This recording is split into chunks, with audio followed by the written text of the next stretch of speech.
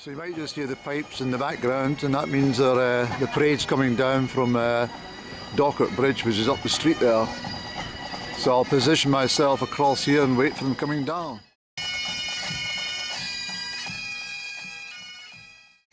So here we have Comrie Pipe Band.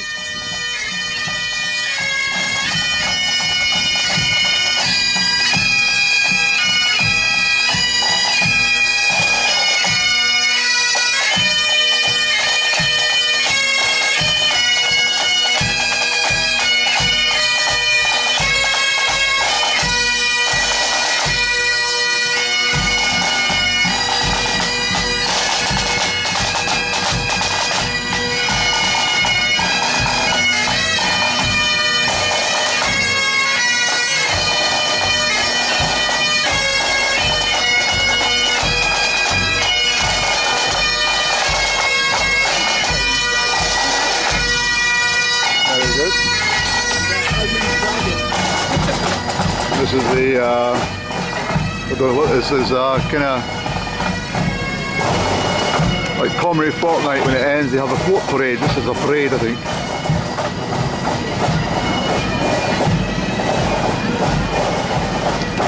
And some low vibrational bikes. Oh, there's a wee boy in it as well. He's doing very well.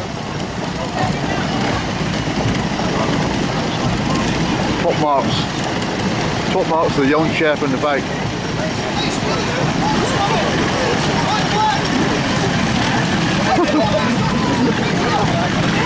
I think he's bigger than the bike. He's only 2-year-old.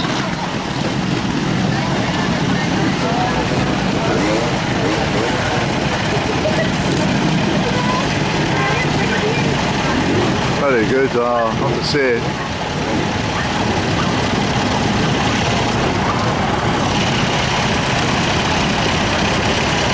Look at that.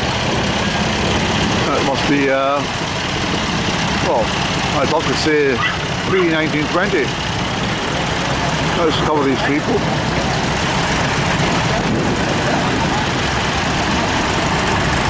Yes, keep this tradition alive, I'd say.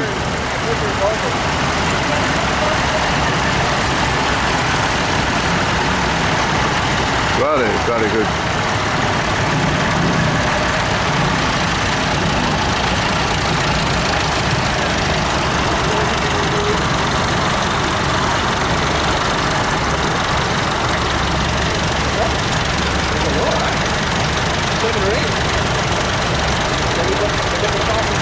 There's the classic cars coming in behind as well. I do wish I could remember that lady's name that used to drive around an MG with a on Guida Road with a chiffon scarf. Guida Road, of course, in Crieff, in my hometown. Upmarket area, well, it used to be. I think it's rather dishevelled now. All the fine houses are needing urgent repair. They've used all the equity to pay their council tax. Equity released from their properties just to pay the council tax. That's a fine old car, isn't it, Annie? It is. A real character car. And I like this Austin Motors. I might get one soon. It's wonderful. Fantastic, it really is, I have to say. Of course, for the ULEZ in London, this machine would get charged £12.50 just for entering the arena, as it would in Glasgow and stuff like that as well. It's ridiculous, it's spoiling the classic car market. Let's move past these chaps. I'll get through here. Fine if you've got them. You've got them, aye, fine. Tickets. Yeah, I was just saying that this vehicle here, if it was driving into London nowadays, it would be charged £12.50 because it's not compatible with the air quality or something like that. There's nothing coming out of the exhaust either. It's a damn scam. You can drive into Glasgow now, they've got charged as well. Spoiling the whole classic motor car market for no reason at all. If they want to sort out the clean air, they need to come along and stand outside some of the pubs and watch the smokers billowing cigarette high in the air. I'm sure that must be causing well, it's on the same context. It's stupid. This car doesn't produce anything wrong with it. Nothing wrong with it at all. There's as much fumes coming out there as a heavy smoker. I love that van. I'm going to make an offer on it by the end of the afternoon. Yes, and I'll drive around up to Emelry in Glenquay and wave at tourists. Okay then, folks. What a lovely arena, Andy. And of course the mountains are well hidden in the mist today, but they'll show face eventually, I'm sure.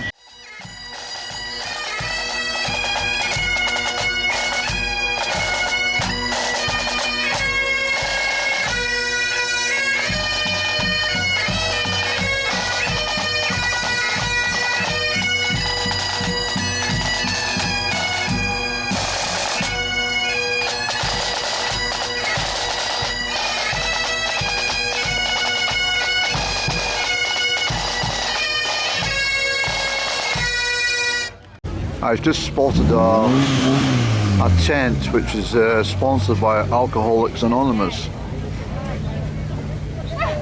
Look, it's a raffle. It's oh, this is Scottish Freemasons. It's I thought it was the Alcoholics Anonymous sponsoring it. But I might. Well, I don't drink. What's the point of me buying a ticket for that? Because I don't drink alcohol. I'll probably win a gigantic bottle of whiskey, a bottle of Gordon's gin, and end up slugging it in the front seat of the motor.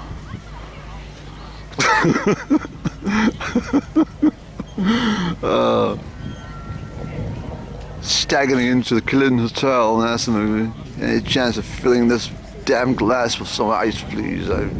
Give me a slice of lemon as well. Get out, we call the bobbies. Here's Grumpy again. He's definitely got a social avoidant personality, that sheep from Glenamile Farm. Yeah. Doesn't like crowds, no, he doesn't like being with others, he likes being solo. He's like a mountain hare. Doesn't like company, likes being on his own. I love the mountain hare, actually. Recent encounters with several hares in the mountains, I find it quite extraordinary, actually, because mostly hares will dart off at the sound of any footsteps or even a sniff of the human. They'll be dashed off.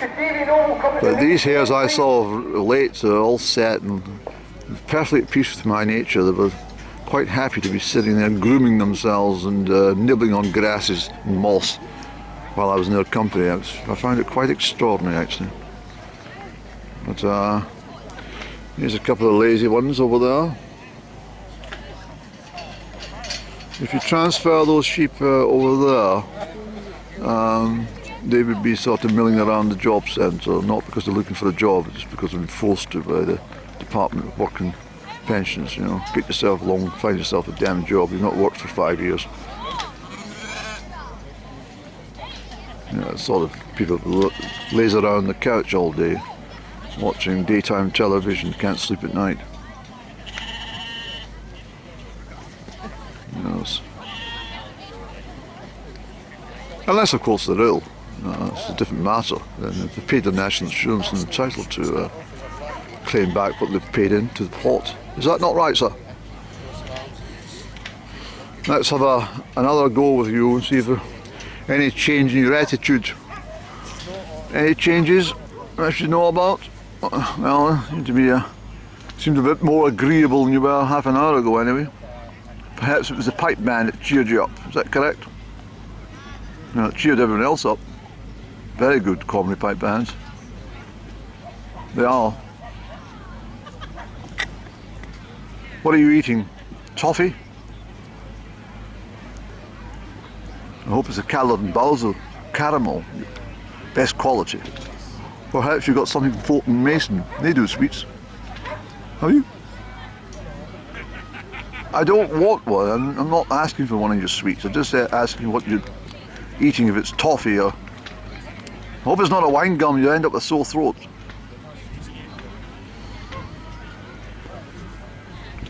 I'm not getting on to you. Oh dear, he's taking the huff again. Oh, well, she is at least. Have you just been to the hairdresser? I like the style, very unusual.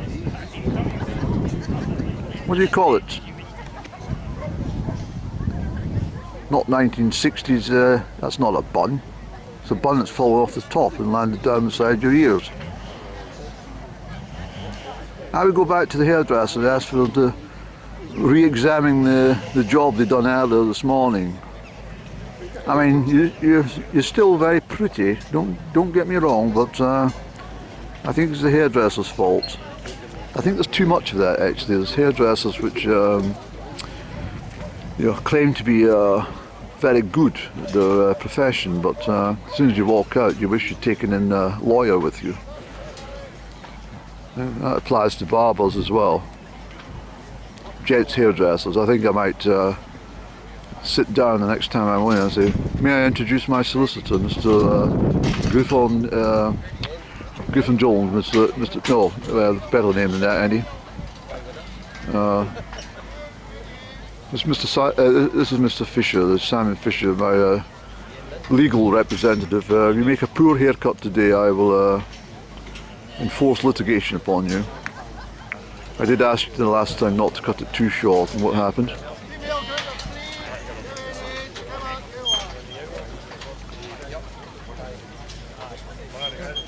I thought for a moment you were twins, but no, I'm wrong.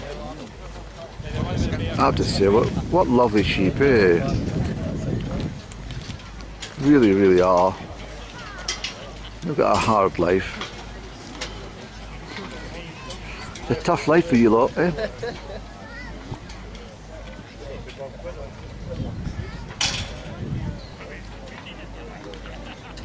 Yes, they're alright. I think they're alright with me actually.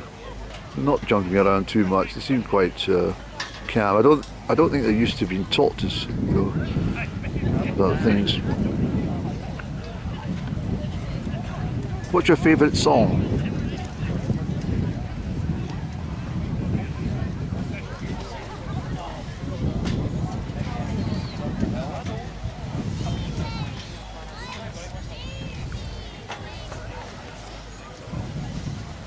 Very good, Andy. Look at this chap over here.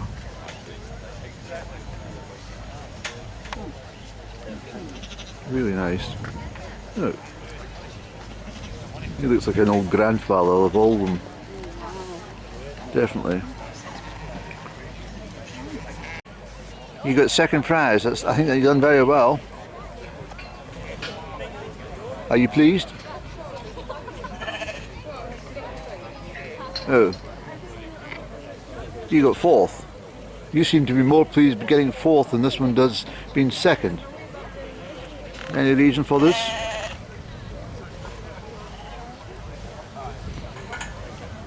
Oh, I see. You didn't expect to get fourth.